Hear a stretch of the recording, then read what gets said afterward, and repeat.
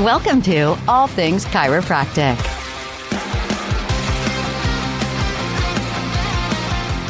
Well, welcome to another episode of All Things Chiropractic. I'm Paul Andrews. And I'm Dr. Mark Davini.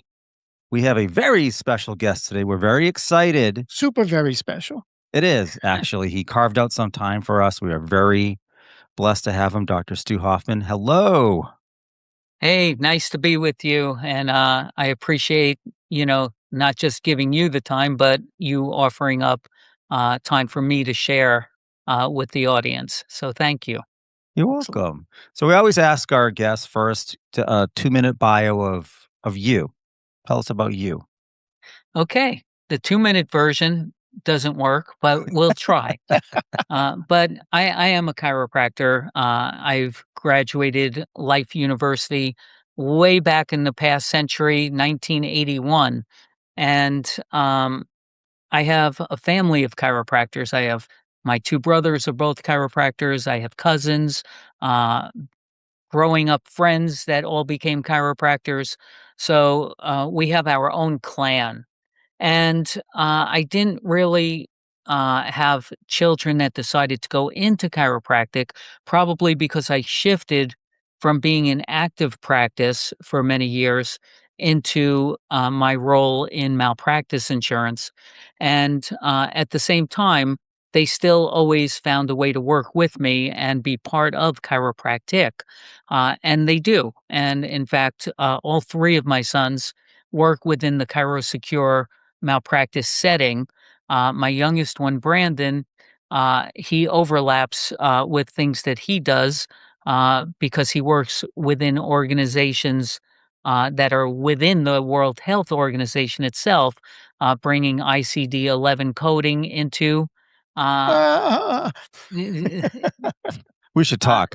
the world and things of that. But he does deal with safety and compliance through there as well. So either which way, I have a lot of family value in who we are and what we do.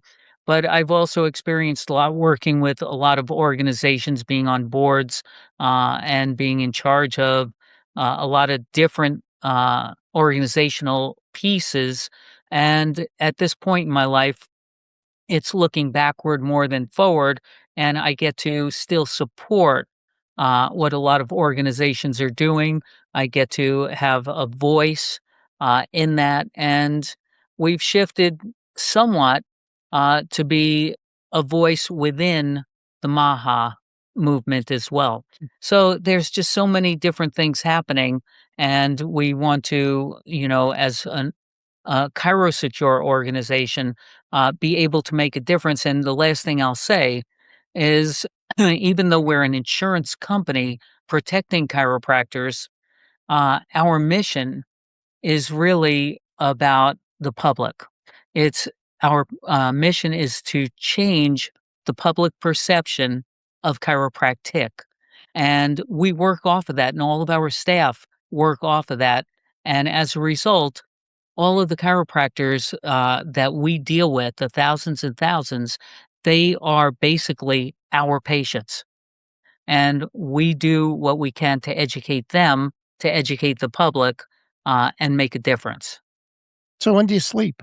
Yeah. I sleep pretty early, as a matter of fact, each night. I'm up very early. I'm always the first one in the office by 5:45 or so. Uh, but I do leave a little bit early these days. So, So tell us, Doc, what steered you into becoming a chiropractor? yeah, that's good. There were three very specific things that happened. First and foremost, my family, for whatever reason, had always gone to chiropractors. My great grandmother went to Willie Weisberg in the Bronx, New York, back in the 1940s, probably. And coincidentally, I'm going to say it that way, in the family tree, she died at the oldest age of anyone in the entire family. And so my mother was the lead in that and always went and took us. But my brother Bob, he wound up with mono. And the medical doctor said, "Oh, he's gonna be down for, whatever amount of time it was. It's a serious case." She said, "Should I take him to the chiropractor?" Are you crazy? Don't Yeah. ever even do that. So my mother, of course, Oh, on the way home, went right to the chiropractor's office. His name was Danny Klein. Great guy. He's not with us any longer. But in less than a week, all of his blood work was normal. And it was impactful enough that Bob decided right then and there he was going to become a chiropractor. And Bob's always been a big, big influence on me, my life, and my career as well. He's an older brother. So that happened. But when I was 18, I drove or was driving to the Good Life in California and with a cousin of mine. And I got into a car accident, literally driving into a cement wall in the middle of the night. What happened? Who knows? I probably fell asleep.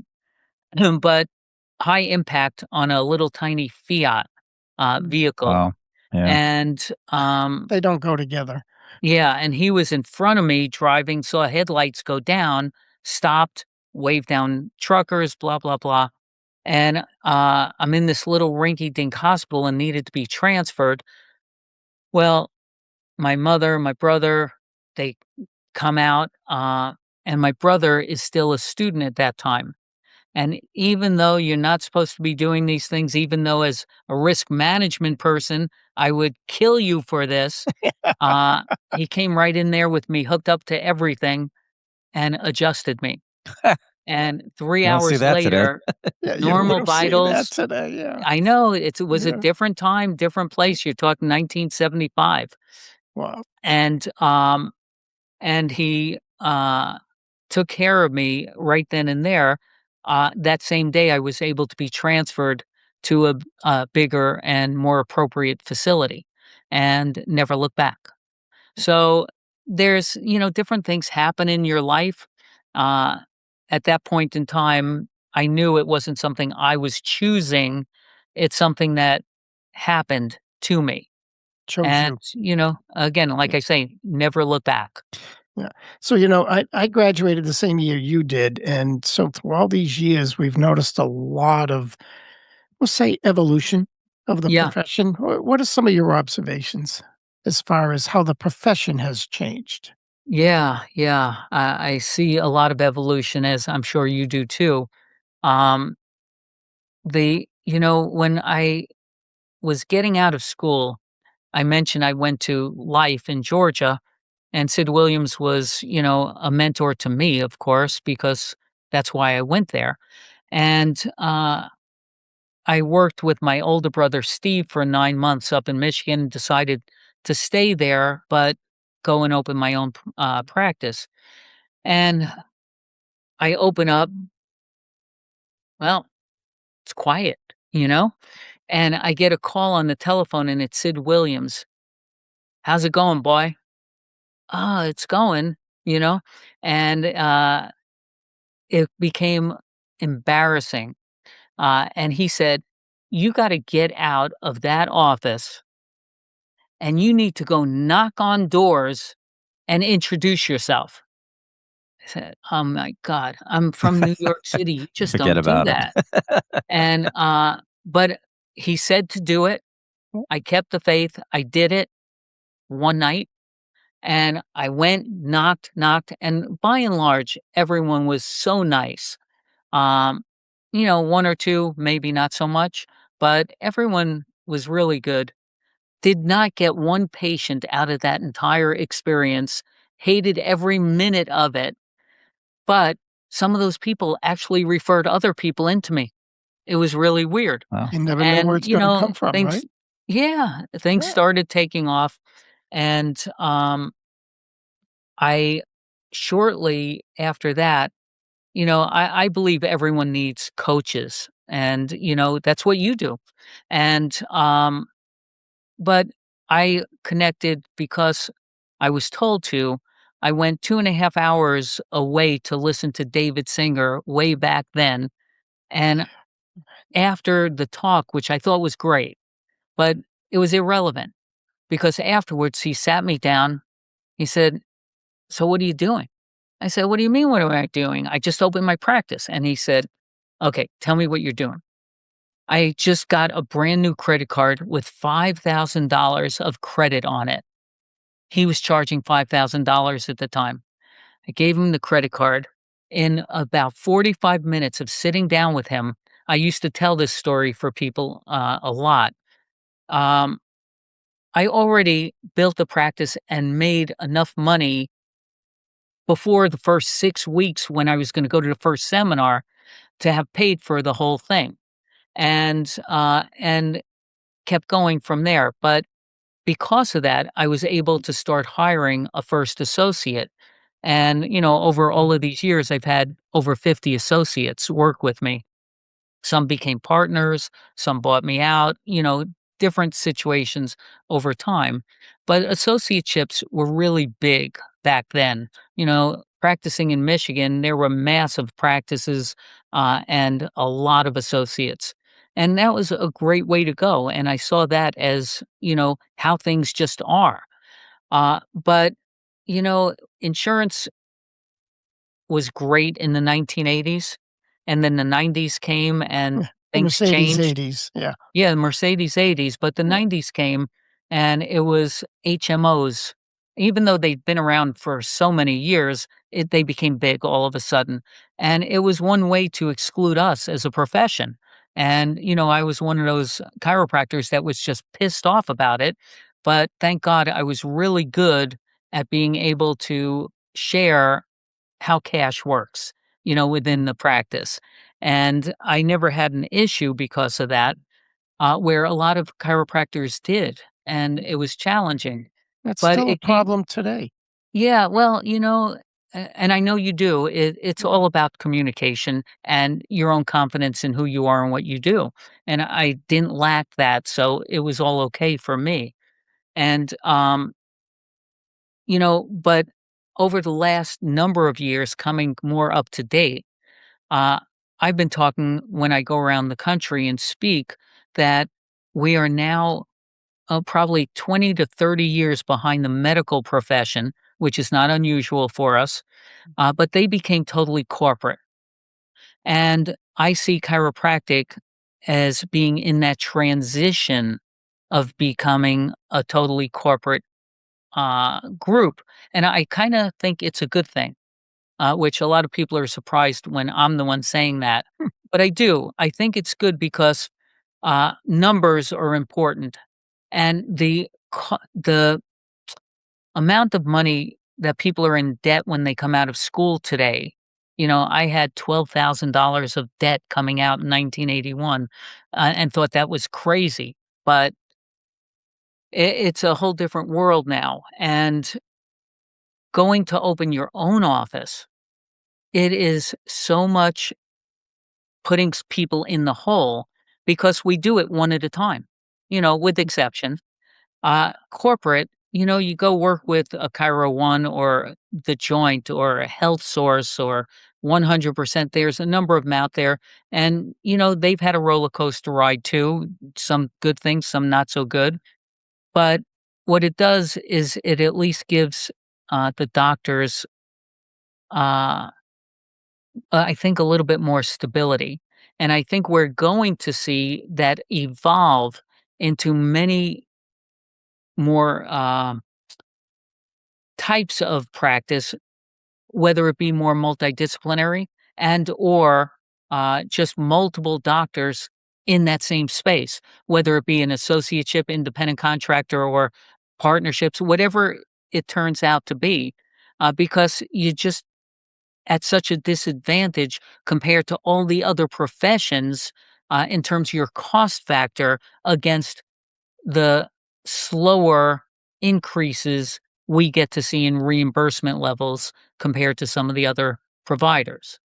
How do you Things pivot happen. from a chiropractor to a whole malpractice? A So CEO. this is Yeah. how it works. I mean, that's I'll tell you, crazy to me. yeah, it's crazy to me too. And so what happened was when I was practicing in Michigan, I was also the convention chairman for the association. And we were very successful in putting on our conventions. And then we were related to the International Chiropractors Association.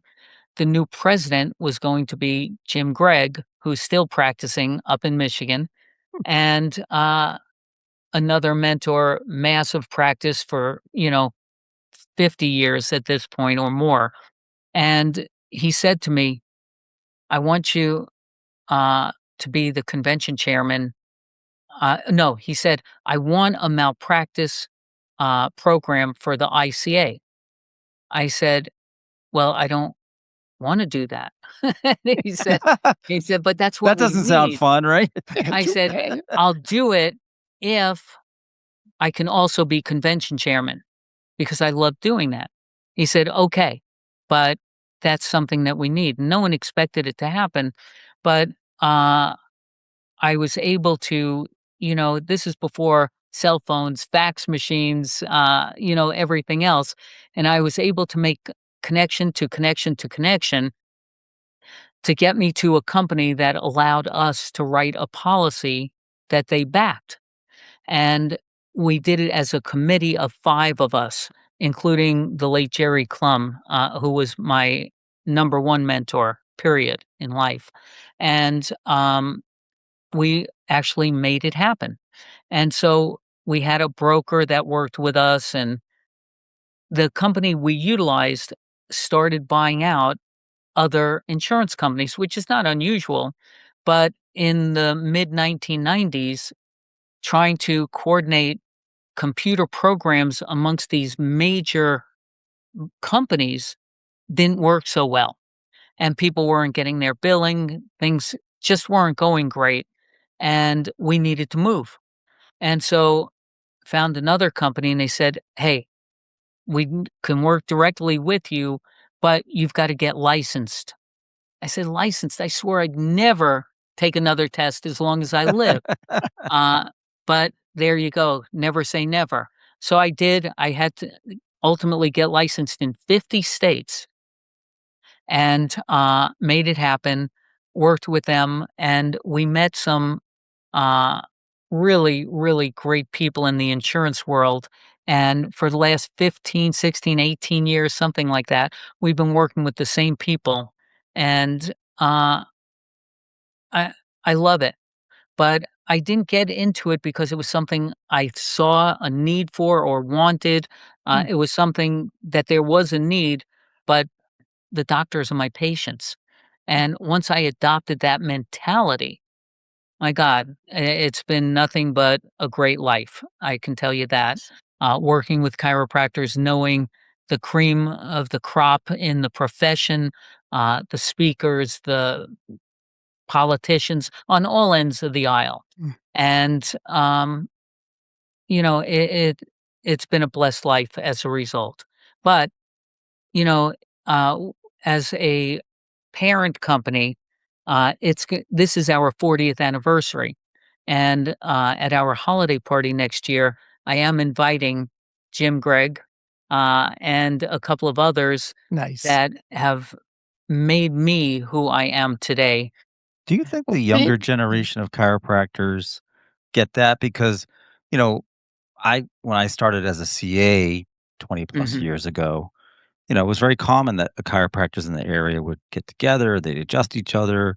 The new one would come in, they'd be welcomed, and it doesn't seem like that happens quite as much today.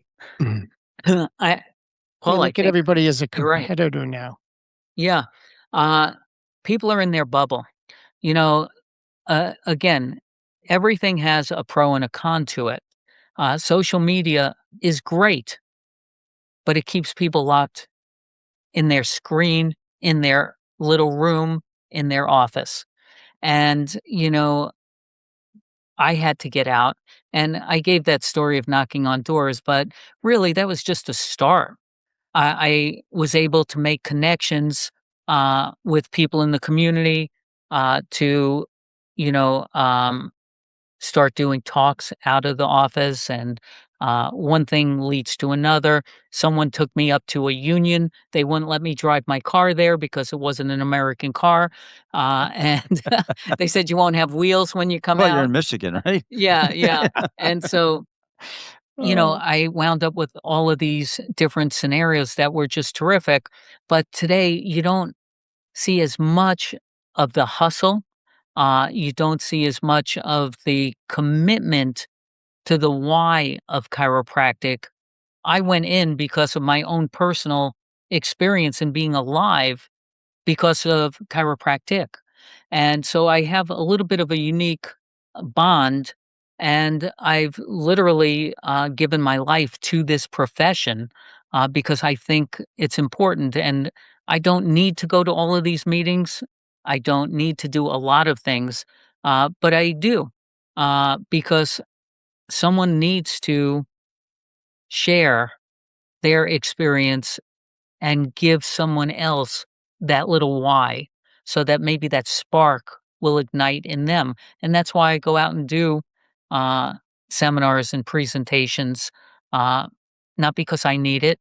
Will we get more business? Well, sometimes we do because people relate to you and they get your commitment. They get to understand, in some of those talks, we talk about policy and what you should have and all of those things. And people, uh, form a rapport and a trust, and that's really great. But that's not the big thing. We have a steady, steady flow. We've never had a year that wasn't over the previous year, ever since the day we started. So, the newer doctors, it is concerning. It what is can you concerning. say to the newer doctors if you feel there's something like to get them to understand the bigger picture of Yeah. chiropractic, using all these old phrases we can get on forever, but understanding the big picture and recognizing that we're beyond just a symptom-based, condition-based treatment. Yeah. What would you say to a young doctor? Well, we started out this conversation with me saying everyone needs a coach. And there are some uh, people out there that are doing a really good job with the newer graduates. And I think that's very important because there's a lot of different types of coaching programs for different reasons. And, uh, you know, I, there's some that are really hooked into the why of chiropractic. And I know directly how they've helped bring a lot of the newer generation into that fold. So it's not hopeless in any way, not to me.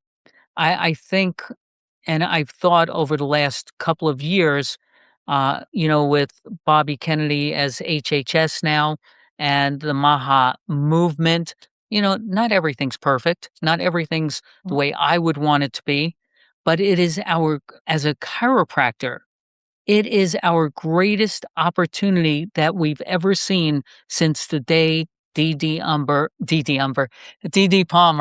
D. D. Umber was the other person I'm inviting.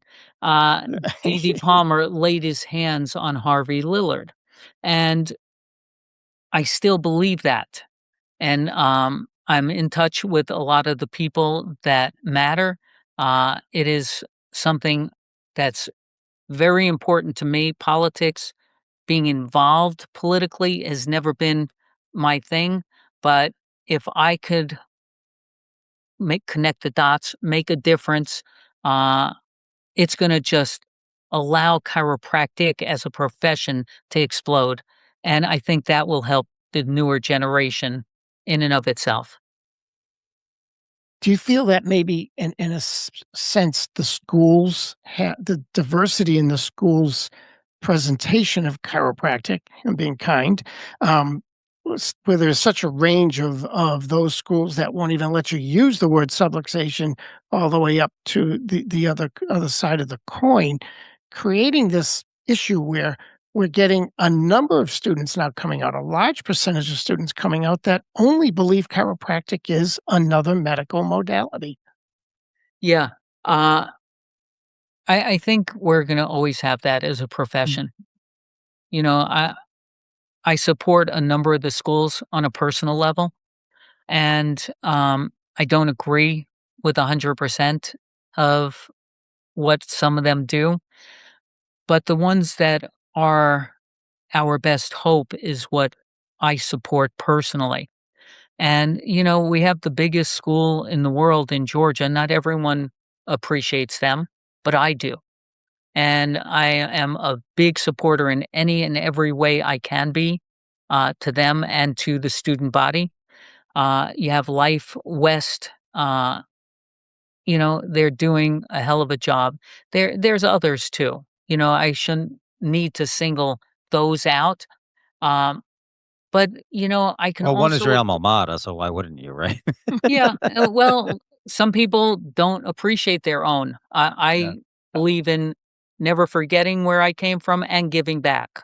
Uh, but there's others that I deal with that are not exactly what you're saying about no subluxation, but they're more diversified in having other professions associated within the school, and um, they have a broader approach.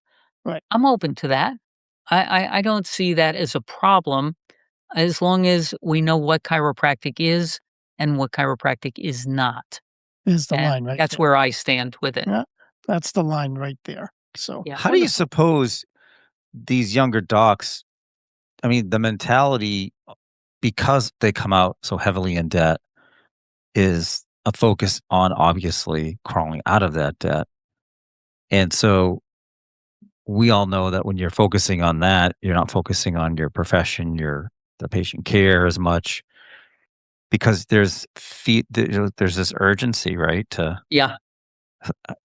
and so you're talking about. I think getting a coach is great, but if that's another expense, Yep. how do they handle that? You know?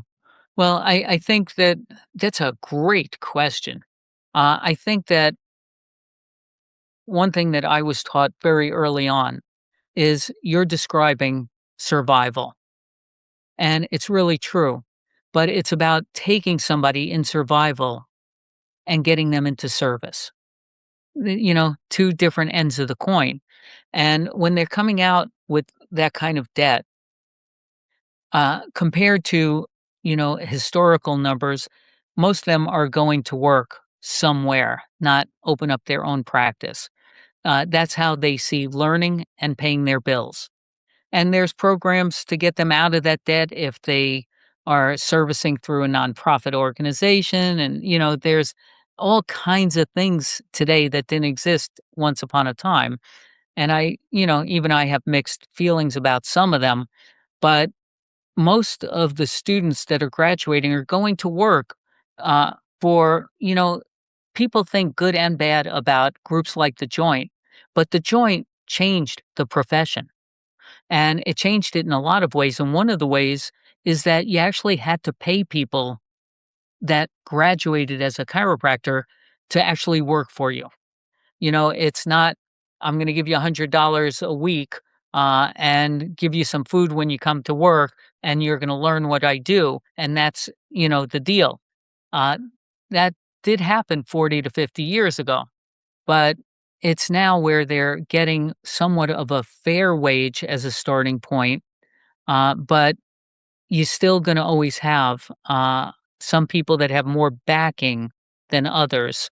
And those people, they're going to need your services. They're going to need other people's services as well. oh, wow. So, in relative to malpractice, I'm just curious, like in today's world, what do you see as sort of the most common claims versus what maybe you saw a few decades ago? Yeah, it hasn't changed much. Um, the number one injury claim is a broken rib. So stop wailing on someone's back. If it doesn't go, there's a reason, and it could be them, it could be you. But I Well, let do me like. ask you, Stu, when you see those YouTube videos of these ring dingers and all this, Those are not happy things in this office. Let's just say it that way. It's I don't know not how good. that's good marketing because I just look at it and go, how would anyone want to subject themselves when they see it that way? You know? Like, If you actually follow the string of comments afterwards, it just ties right into the quackery concept from all those years ago. And, in terms of public perception. So, no, but we do get those broken ribs. I like instrument adjusting for that reason, but the stroke issue is not anything we can ignore. It's more and more every single day. And when I first started out in this all those years ago, if we had one a year, Mm. oh my God, what am I going to do? Because it can turn your program upside down until you have lots of numbers. Well, we have in excess of 25,000 chiropractors, so we can sustain a lot more than, when you have 1,000. And, um, but we get those calls all day long. And 3 people in this office, myself and 2 of my sons, take all the doctor calls. And we're able to really coach them how to de escalate a lot of these situations because the communication it needs help. Let's just say it that way. And we've been able to help avoid a lot of these situations from becoming claims. But sometimes they just do. And, eh, we get to deal with it. But, we have the number one attorney in the world that researched how to defend a stroke claim based on the actual science of saying chiropractor can't physiologically and anatomically cause a stroke. So we're in good hands from that perspective. But, it's something we have to deal with day in and day out. Yeah. Well, thank you for that because I think that's important to be said, Yeah, it's especially important to in the be world said, today. but not fearful of, Mhm. because doctors can hear this and say, oh my God, I better not adjust their neck. No, I'm in charge of malpractice. I want you adjusting them. I just want you to do it the way you were taught. Do it with skill and mastery and let everything else work for you because The when you're risks focused, themselves, yeah, the risks haven't changed, but like you said, the need for greater and better communication has yeah, changed, but the yeah. risk itself hasn't changed. Well, the risk has changed in this sense. From the 1980s till today, people are on a lot more drugs, Mm. and some of those drugs affect blood flow, they affect the vessels. Uh, there's a number of factors, and it's not just the pharmaceutical changes, but there are changes that have happened in addition to the risk is always there. But has Well, it and that's what I changed? mean by communication. Part of the process is has always been to assess what their history, what they do, what their lifestyles are, their particular Yeah, condition, so yeah, we have more factors like different drugs and post-COVID and all this other stuff that we have to consider, and doctors have to be able to communicate with their patients, get all the facts, and then make a decision like we've always had to do. yeah, that's exactly right. Yeah. You got it spot on. so when a doctor sees a potential issue bubbling up, what's their best approach? Yeah, I can only talk for our doctors that we insure. The best approach is not to be afraid to call your malpractice company. It's not a strike against you. That's the fear. You're going to have to report it anyway if it becomes an issue, and an actual claim or board complaint or whatever, because everyone renews policies every year, and you have to put down what happened. So don't wait. Don't hesitate. Contact, because if you do it quick enough, there's a lot of times we can actually, as I said, help de escalate a situation right then and there. Excellent advice. Good Yeah. advice. Thank you. Yeah. Well, Yeah. thank you. Really, we appreciate all of your insight, your knowledge, your experience. It's Yeah, and I valuable. love what you do as well. I hope that the people that watch this are already connected to tools of practice. I was referred to you through a mutual friend and client. And, I love what you do. Thank you. And if Thank you. they're not with you, check in, right? Check in. And see what help is there. As I said, we all need coaches. And, in the way we work, there's so many different things. And we act as a coach when it's the risk management end of things. It's not one coach serves everything. We need to be able to get the best of the best. Well, who's appreciate going to you very argue much. that, Dr. Thank you. Hoffman? Thank you so Yeah. much. I appreciate My that. pleasure. My Well, pleasure. On that note, thank you again for joining us for another episode of All Things Chiropractic. I'm Paul Andrews. Dr. Mark Davini and Dr. Stu Hoffman. Have a great day. Have a great day. Bye-bye. Thanks for listening to All Things Chiropractic. We'd love to hear from you. Visit allthingschiropractic.com with comments, episode ideas, or questions. Or connect with us on Facebook and Instagram at All Things Chiropractic Podcast. Be sure to join Dr. Mark Davini and Paul Andrews next time for another episode of All Things Chiropractic.